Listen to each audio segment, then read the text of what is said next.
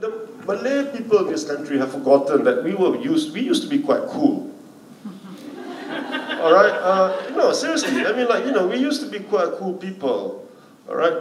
We suddenly became all uptight. And even then, I'm not sure all of us are so uptight. I think it's just a small group who are very vocal. I mean, look, you know, years ago, when I got married, years and years and years and years ago, and then we went to get our wedding outfit done, you know. And of course, I rented it because I'm poverty-stricken.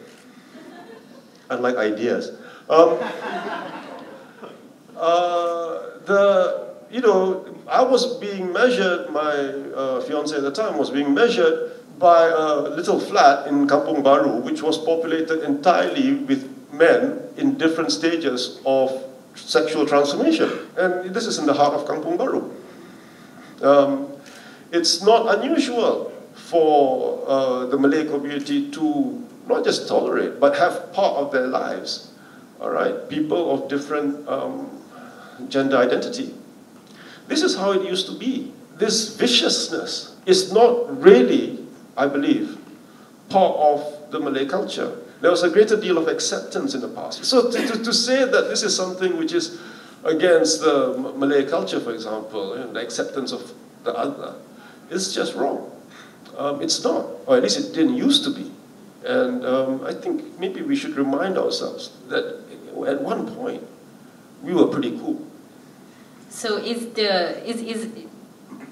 so what changed? Is the Islamization thing real? It's a particular type of Islamization.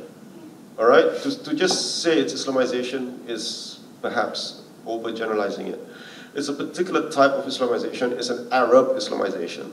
It's a Saudi Islamization. All right? And this is combined as well with a way of thinking which is very much about control. It's part of a bigger picture. Okay, let's look at freedom of expression, for example. I don't know whether they're going to still do this, right? But the Printing Presses Publications Act, which allows the government to ban books, most of the books which are banned are in Malay. All right? So you can buy, for example, Darwin's Origin of Species in English, but you cannot buy Darwin's Origin of Species in Malay. All right? The Irshad Manji book, Allah, Liberty and Love, was published in English and sold in English for ages, and nobody said anything. Once it was translated into Malay, a shitstorm was created. Why? Because at least the previous government, I don't know what the new government is like, but the previous government do not want Malay people to think.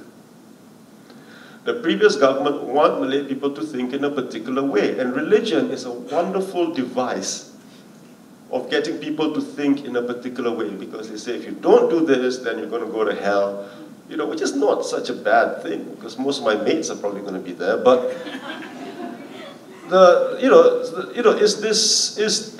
it's a method of control. The religiosity in this country is not about faith, it's about power.